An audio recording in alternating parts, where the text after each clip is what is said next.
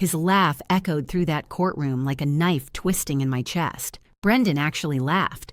Right there, in front of the judge, in front of everyone, my husband of 8 years threw his head back and laughed at me. His lawyer had just finished explaining why I was an unfit mother. The judge had just granted him temporary full custody of our 2 children. And Brendan Holloway, the man I had given everything to, leaned over to me and whispered that I would be lucky to see my kids twice a month with supervision. Like I was some kind of criminal. Like I was dangerous. The mother who had rocked those babies to sleep every single night, who had memorized every food allergy and every nightmare and every favorite bedtime story. That mother was now being treated like a threat. And my husband laughed.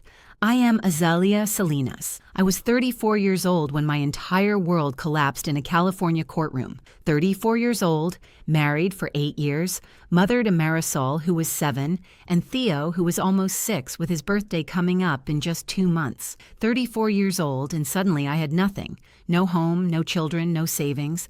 Nothing except the clothes I was wearing and a used Toyota that made sounds like it was auditioning for a horror movie soundtrack every time I turned the ignition. My mechanic once told me the car was not broken. It was just expressing itself. I could not afford a second opinion. Let me tell you how I got there. And more importantly, let me tell you what happened next. I met Brendan when I was 25. He was charming, ambitious, climbing fast at a tech company in San Diego. I was working as a medical billing specialist at a hospital. Good, steady work that I was proud of. My parents were immigrants who taught me that hard work and honesty were the only things you needed in America. Keep your head down, do your job, treat people right, and everything will work out. I believe that. I really believe that. Brendan swept me off my feet.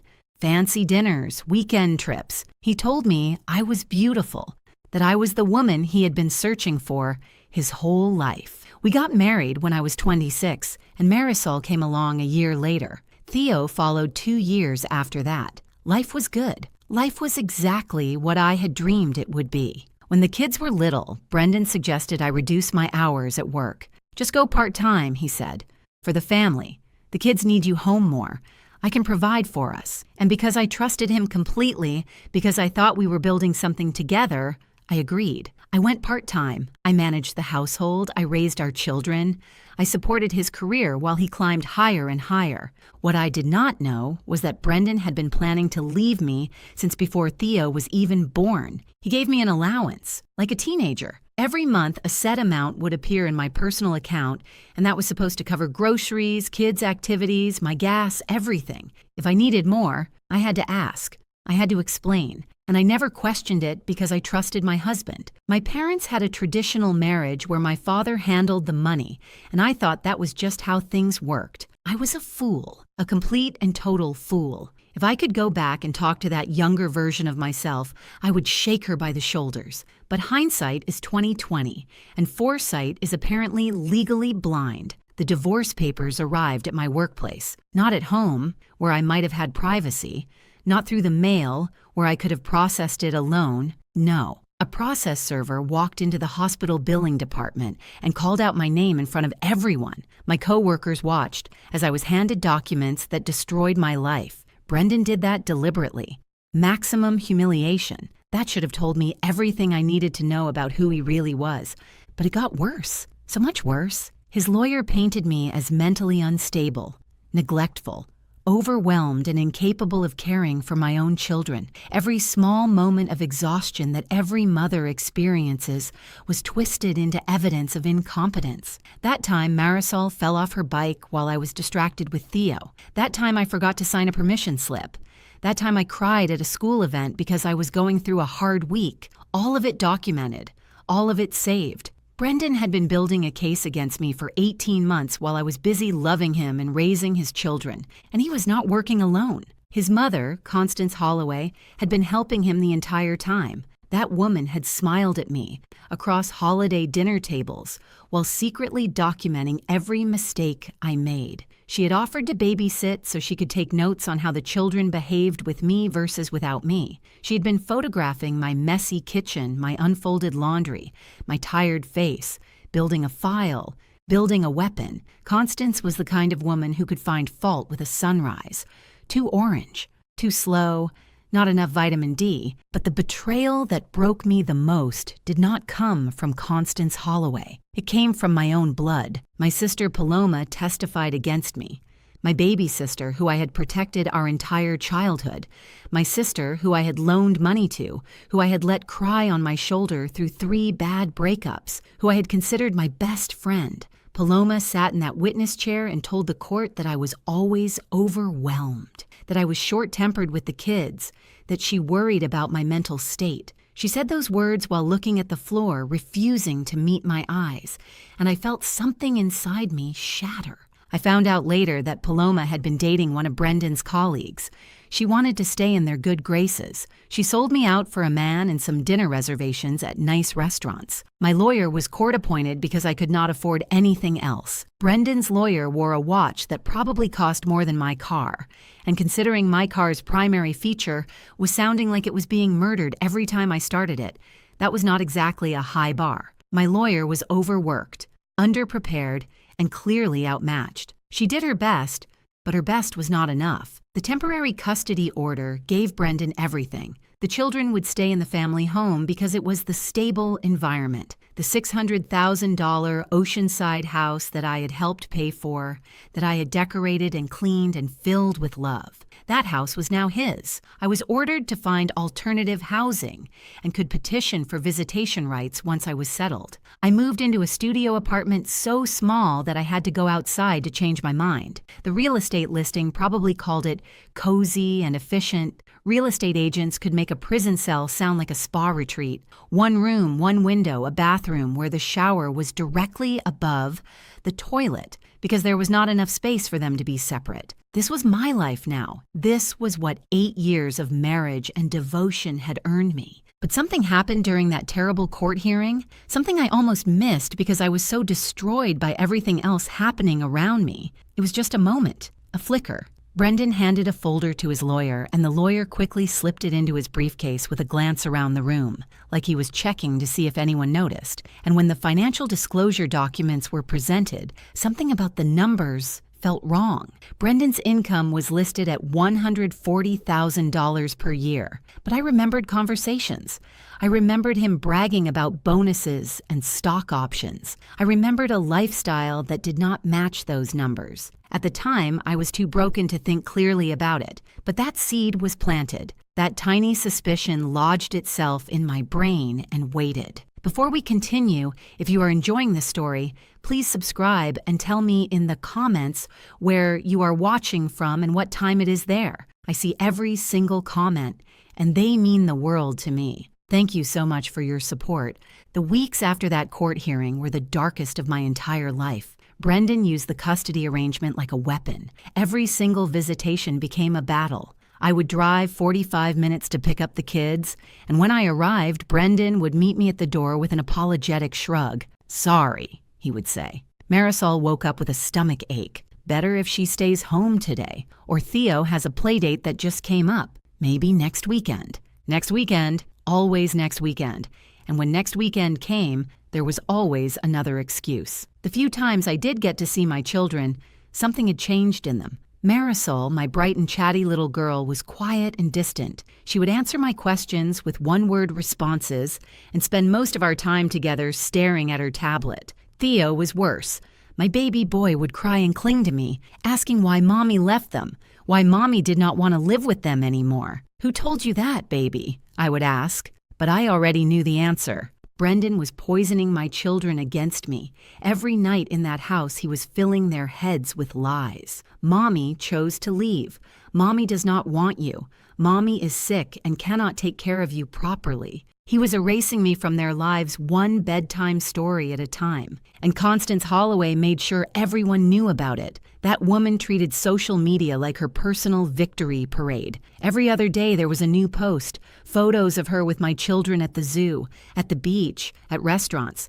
# Grandma of the Year, # blessed, # family first. She'd moved into my house to help Brendan, which really meant she had moved in to finish erasing me. I wondered if she was also teaching my children that passive aggression was a love language. She sent me a private message about a month after the court hearing. Just a few sentences that I will never forget. She wrote that I was never good enough for her son, that everyone could see it except me, that my children deserved better than a mother like me. I stared at those words on my phone screen for an hour, reading them over and over, wondering if maybe she was right. Meanwhile, Paloma had fully joined the Holloway family. She showed up in Constance's social media posts, smiling in my kitchen, playing with my children in my backyard. She was given gifts, a new car. Her credit card debt mysteriously paid off. Our mother was caught in the middle, heartbroken, not understanding how her two daughters had ended up on opposite sides of a war. The financial situation was strangling me. Brendan's lawyer filed motion after motion to delay spousal support payments, temporary orders, continuances, requests for additional documentation. Every legal trick in the book to keep money out of my hands while I drowned. I was working double shifts at the hospital just to cover rent and food. I stopped eating breakfast and lunch to save money. I kept telling myself it was intermittent fasting for my health, but really it was intermittent fasting because my wallet was on life support. I sold my grandmother's gold bracelet, the one piece of jewelry that meant anything to me, just to make rent 1 month. Then I discovered that Brendan had opened credit cards in my name during our marriage, cards I never knew existed, and he had maxed them out and stopped making payments. My credit score was destroyed. I could not get approved for a better apartment or a car loan or anything. He had not just taken my present, he had sabotaged my future. Work became another battlefield. A new supervisor appeared in my department about 2 months after the divorce. Her name was Regina Doyle, and from day one, she treated me like something she'd stepped in. My schedule was changed without notice. I was written up for being 3 minutes late after working a 12-hour shift. My hours were cut from part-time to barely surviving. I thought it was just bad luck until a coworker mentioned seeing Regina at a charity event, standing with Constance Holloway, laughing together like old friends. There are no coincidences. Brendan's reach extended into every corner of my life. I was starting to think he had some kind of evil villain checklist and was just working through it one item at a time. The absolute lowest point came on a Saturday in March, Theo's 6th birthday. I had begged for visitation that day. Begged. I offered to come early or stay late, to do whatever Brendan wanted. Just please let me see my son on his birthday. Brendan's lawyer sent a formal response declining due to scheduling conflicts with the planned celebration. So I did something I am not proud of. I drove to the house, my house, the house where I had brought both my babies home from the hospital. I parked across the street and just watched. Through the windows, I could see balloons and streamers. I could see children running around in party hats. I could see Constance carrying a massive birthday cake toward the dining room.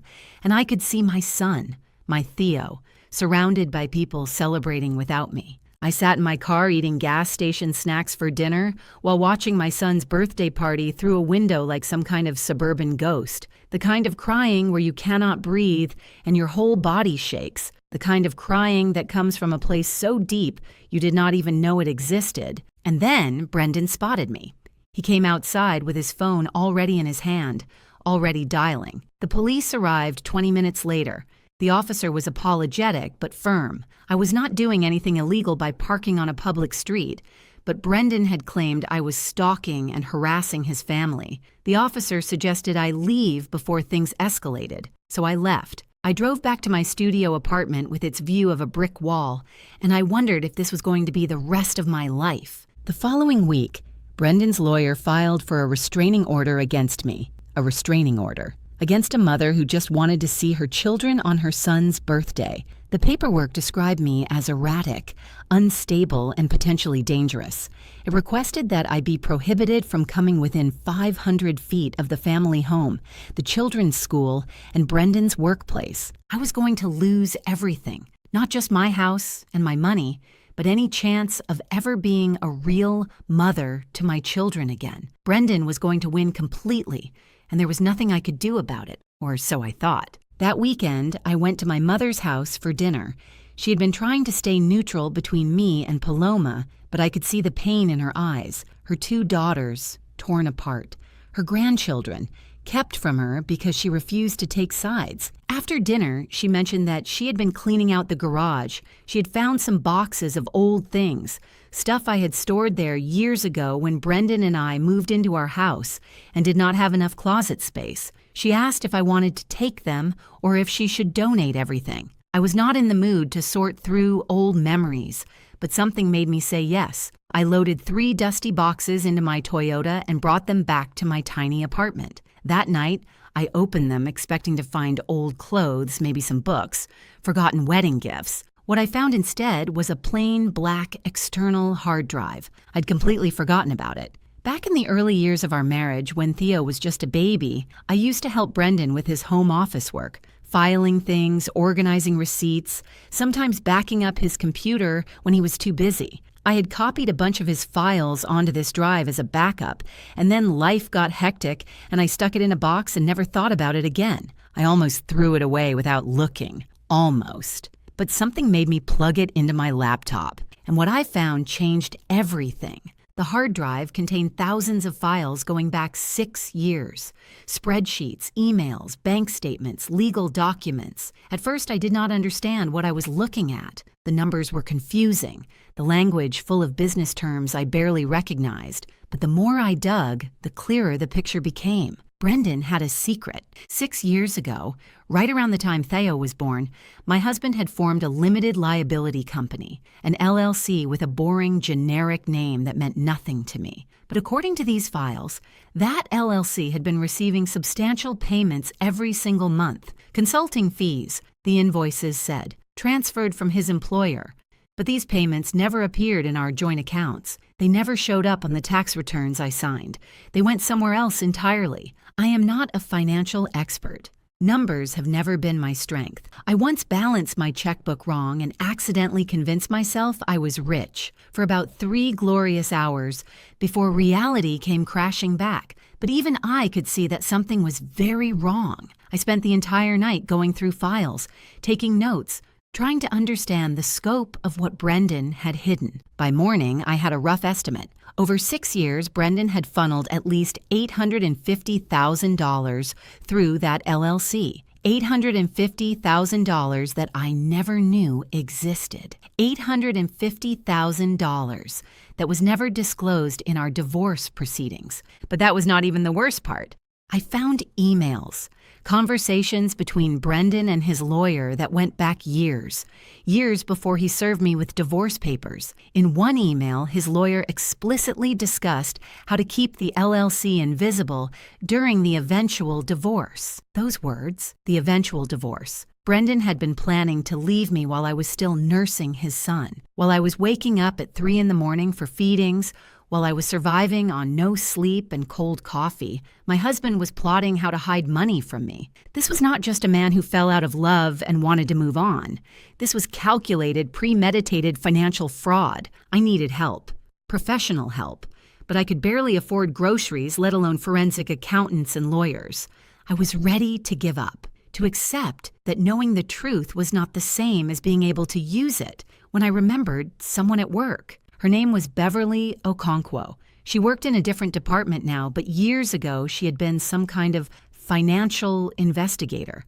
I had heard rumors that she left that career after burnout, that she had seen too much corporate ugliness and needed a change. We were not close friends, but she had always been kind to me. She was one of the few co-workers who had not treated me differently after my very public divorce. I asked if I could buy her coffee. She said yes. We sat in a corner booth at a diner near the hospital, and I told her everything. The divorce, the custody battle, the hidden hard drive. I showed her some of the files on my phone, just screenshots of the spreadsheets and emails. I expected her to tell me it was complicated, that she was not sure what it meant, that I should probably consult a professional. Instead, Beverly looked at those files and let out a low whistle. She set down her coffee cup and stared at me for a long moment. She said she had not seen books this cooked since her cousin tried to do her own taxes after 3 glasses of wine. Then she got serious and told me this was not just hidden assets.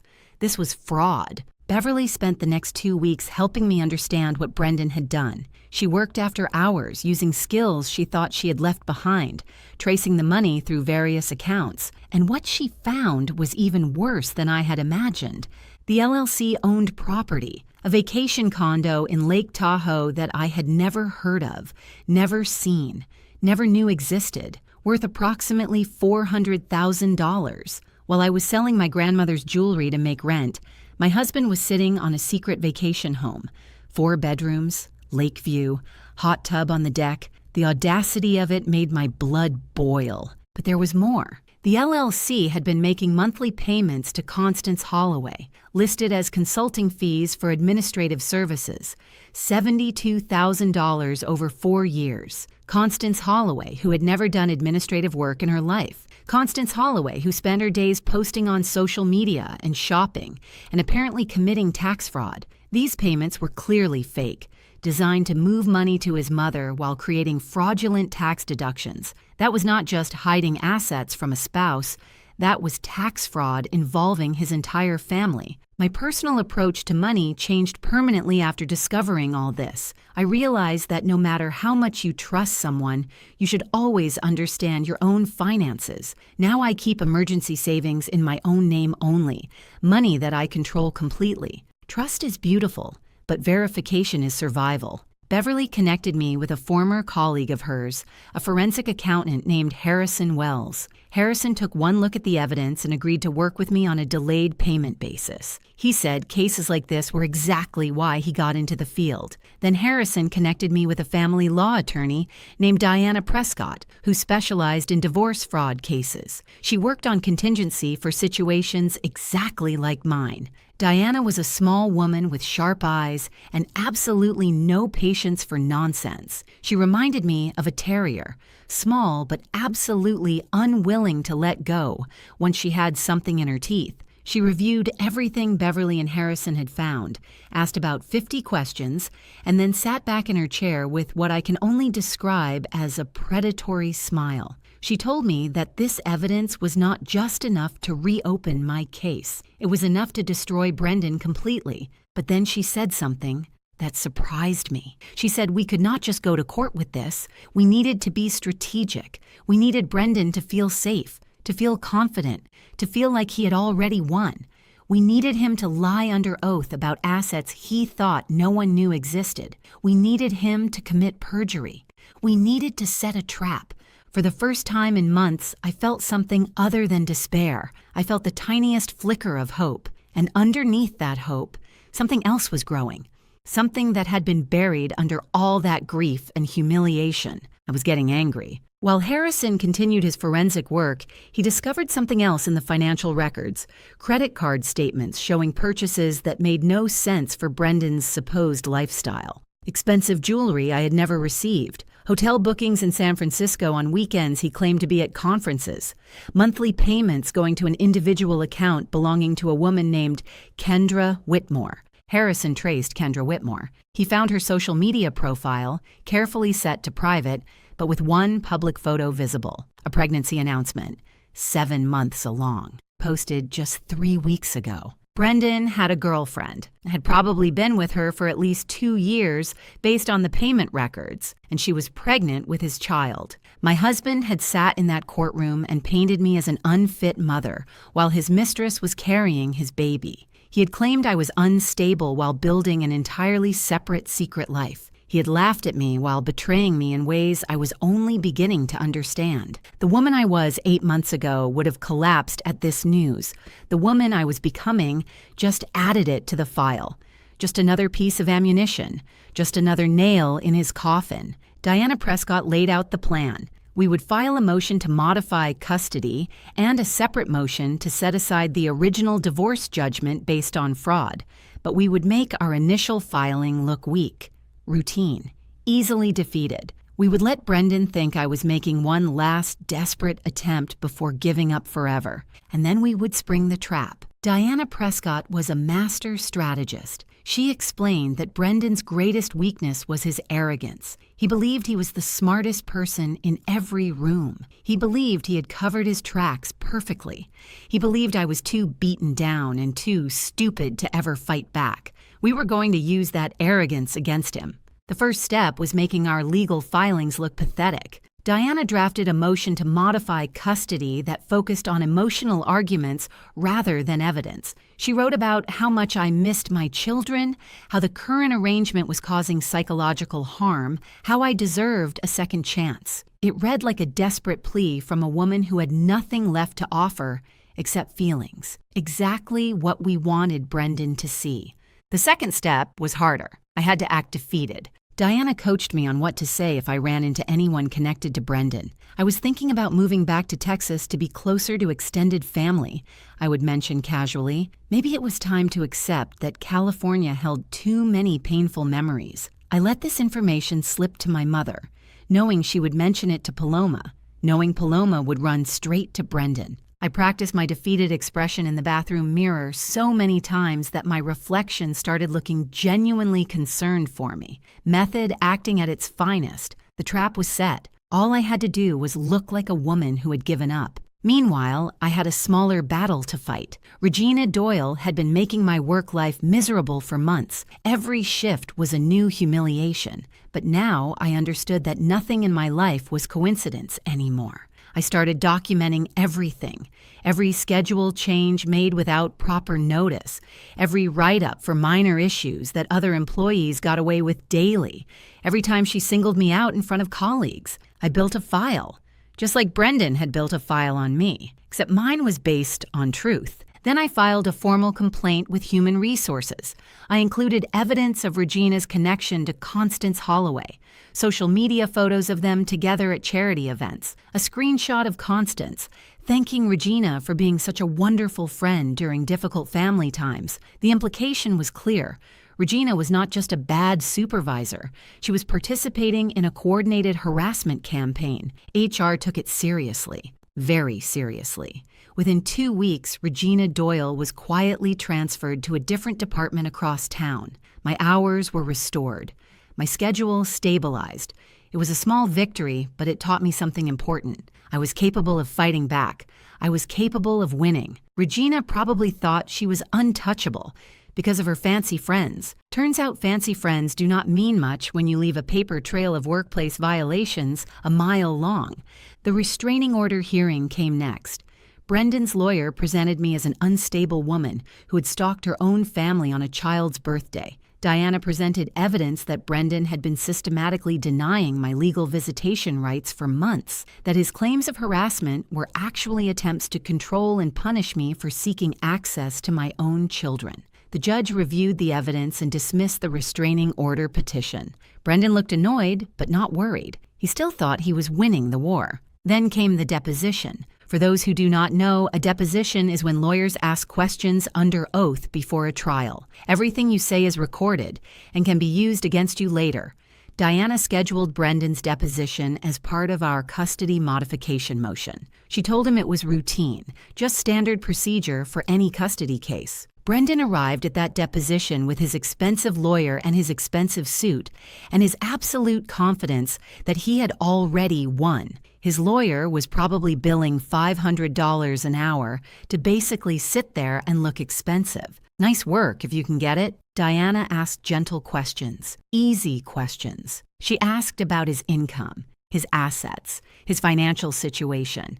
She asked if he owned any businesses or had any business interests outside his primary employment. No, Brendan said, just my salary and standard benefits. She asked if he owned any property other than the family home. No, Brendan said, just the Oceanside house. She asked if he had any financial relationships with family members, any payments or transfers to relatives. No, Brendan said, nothing like that. Every single answer was a lie. Every single answer was perjury.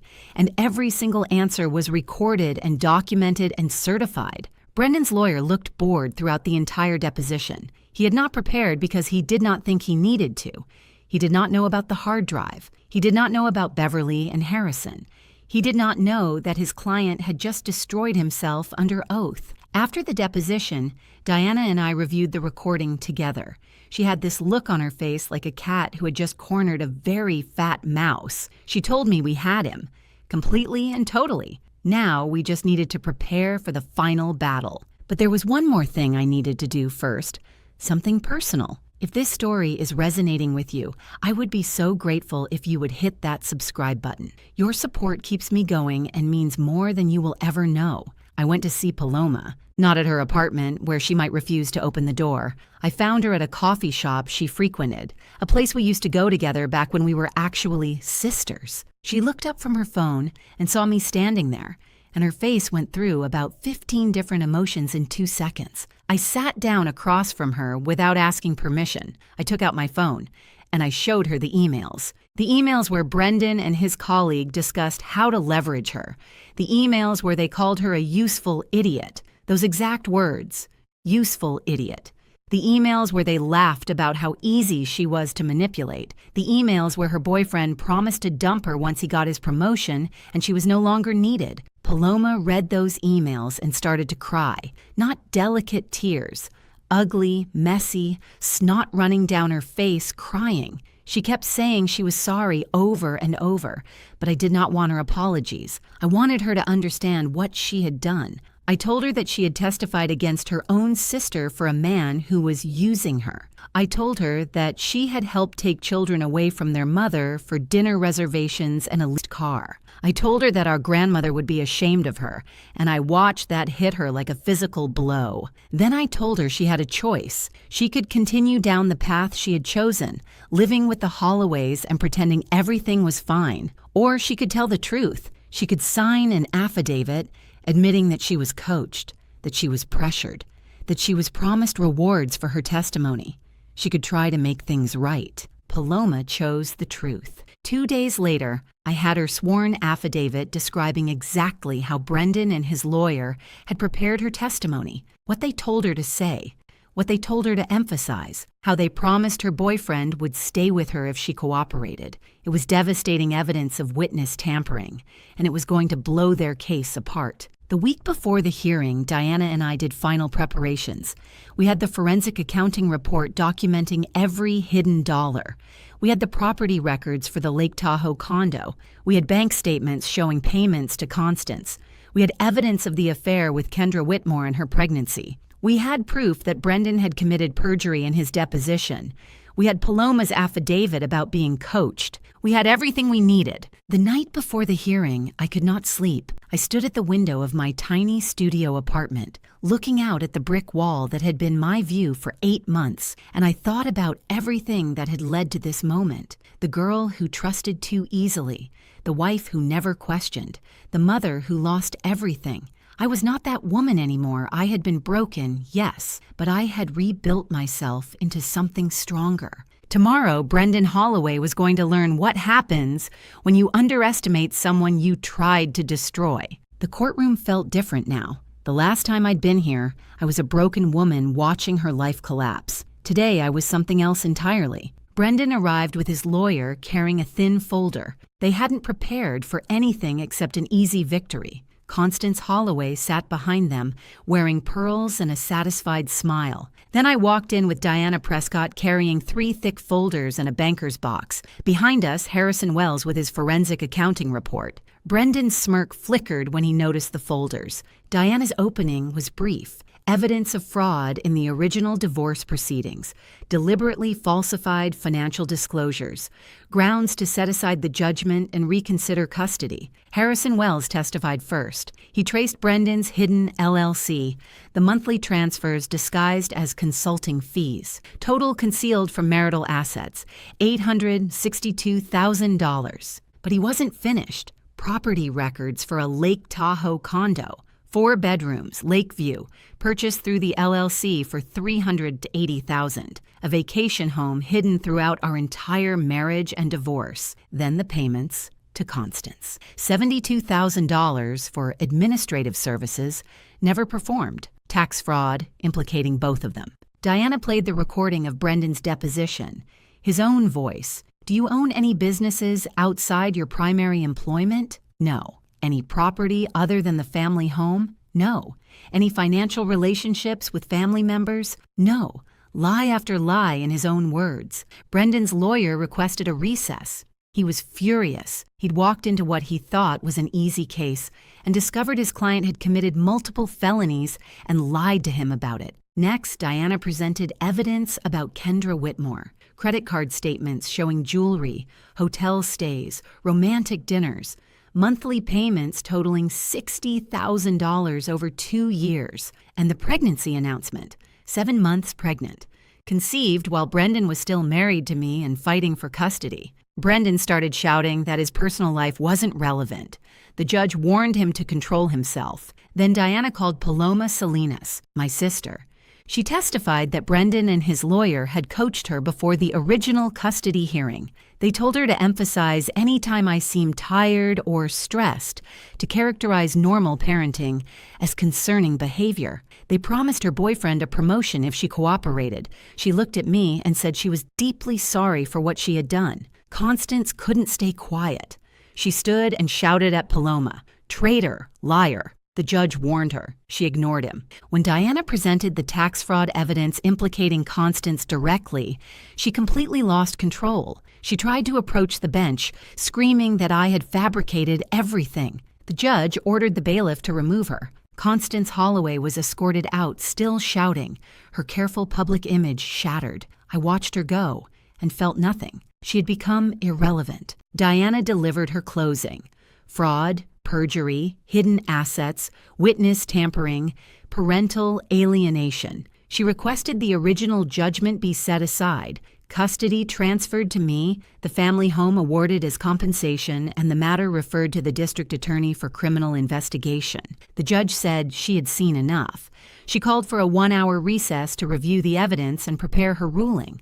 Brendan's lawyer was already on his phone as he walked out, probably calling his malpractice insurance carrier to warn them that a very bad day was about to get worse. Brendan sat alone at the defendant's table, staring straight ahead at nothing, looking like a man watching his entire life collapse in real time. The man who had laughed at me in the same courtroom 8 months ago could not even lift his head. 1 hour later, the judge returned with her ruling. She began by stating that in her 22 years on the bench, she had rarely seen such egregious misconduct by a party in a divorce proceeding. She said the evidence of fraud was overwhelming and incontrovertible. She said the perjury committed during the deposition was a serious criminal matter that would be referred to the district attorney's office for prosecution. Then she delivered the judgment. Custody of both minor children, Marisol and Theo, was immediately and fully transferred to me. Physical custody, legal custody, everything. Brendan would receive supervised visitation twice per month, pending investigation of the parental alienation allegations. The same arrangement he had tried to force on me, the same humiliation he had wanted me to suffer. The family home in Oceanside was awarded to me. The judge found that the house had been paid for with marital income that Brendan had fraudulently concealed, and therefore I was entitled to it as restitution for the fraud. The house I had decorated, the house I had cleaned, the house I had filled with love and lost. It was mine again. A full forensic accounting was ordered of all assets connected to Brendan's LLC, the Lake Tahoe property, and any other hidden accounts. Preliminary estimates suggested I would receive at least 70% of all discovered assets, plus damages for the fraud itself. Brendan was ordered to pay all of my legal fees and forensic accounting costs. Every dollar I had spent fighting for my children would come out of his pocket. Every hour Diana had worked, every calculation Harrison had made, every document Beverly had analyzed, he would pay for all of it. Child support was recalculated based on his actual income, not the fake numbers he had disclosed. The monthly amount was nearly triple what he had originally been ordered to pay. And finally, the matter was being referred to both the district attorney for criminal perjury charges and to the State Bar Association for investigation of his attorney's potential involvement in concealing fraud. Brendan sat completely still as the judge read each item. His face had gone from white to gray to something that did not have a color. His expensive suit suddenly looked too big for him, like he had shrunk inside it. His lawyer was already packing his briefcase, not even pretending to be part of the case anymore. When the judge finished, she looked directly at Brendan. She told him that she hoped he understood the consequences of his choices, that he had not just committed financial crimes, but had attempted to destroy the relationship between his children and their mother. That, in her experience, people who behaved as he had rarely found happiness because they carried their dishonesty with them wherever they went. Then she adjourned the hearing. I stood up on legs that felt like they belonged to someone else. Diana shook my hand and told me we had won. Harrison Wells nodded at me with professional satisfaction, but I could barely process any of it. 8 months of fighting, 8 months of surviving on nothing, 8 months of crying alone in a studio apartment with a view of a brick wall, and now it was over. As I walked toward the door, Brendan finally spoke. He asked if we could work something out. His voice was small, nothing like the confident man who had laughed at me in this same courtroom 8 months ago. He said he was sure we could find a reasonable compromise. He said he would give me whatever I wanted if we could just keep this out of criminal court. I did not answer him. I did not even look at him. I just kept walking. My children were waiting in the hallway with my mother. The court had arranged for them to be brought from school so they could go home with me immediately. Marisol saw me first. She stood frozen for a moment, uncertain, and I realized how much damage Brendan's lies had done. 8 months of being told that Mommy left them. 8 months of being taught to doubt me. But then Theo spotted me and broke into a run, slamming into my legs with enough force to nearly knock me over. "Mommy," he said, "are we going home with you?" "Yes, baby," I told him. "We are going home." Marisol walked over slowly, still cautious, but when I knelt down and opened my arms, she came to me. She buried her face in my shoulder and whispered that she knew I had not left them. She knew Daddy was lying. She had known the whole time, but she did not know how to say it. I held both my children in that courthouse hallway and let myself cry for the first time since this nightmare began. But these were different tears. These were not tears of despair. These were tears of relief, of victory, of a mother who had fought through everything to get her children back. Everything unraveled quickly after that. Kendra Whitmore left Brendan within a week of the hearing when she realized the money was gone and criminal charges were coming. Apparently, love only lasts as long as the credit card works. Constance Holloway received her own letter from the IRS about the fraudulent consulting payments. Last I heard, she deleted all her social media accounts. No more #blessed for her. Brendan's lawyer withdrew from the case and faced his own bar investigation for potentially helping conceal the fraud. And Brendan himself? Last I heard, he updated his dating profile to say he was going through some life changes, which I suppose is technically accurate if you count potential prison time and losing everything you ever had as life changes. 3 weeks after the hearing, I stood in the doorway of my home, the home I had lost and won back. I watched my children playing in the backyard, the same yard where I had taught Marisol to ride a bike, the same yard where I had pushed Theo on his swing for hours. My mother was in the kitchen making dinner. Paloma was there too, tentatively rebuilding what she had broken. We were not okay yet, my sister and me. The trust she had destroyed would take years to rebuild, if it ever could be rebuilt completely. But we were trying. Family is complicated. Forgiveness is harder. But we were taking it one day at a time. The sun was setting over Oceanside, painting everything gold and pink. I thought about the woman I had been a year ago, the woman who trusted blindly and questioned nothing, the woman who let herself be controlled because she thought that was love. That woman was gone. The strongest revenge is not destroying someone who hurt you. The strongest revenge is rebuilding everything they tried to take and making it better than they ever could have imagined. Brendan Holloway had laughed at me in court. He had told me I would never see my children again. He had thought he had won. He was wrong. Thank you so much for watching. More of my most gripping stories are already on your screen. Click one now and do not miss the best part. You will love it. See you in the next story.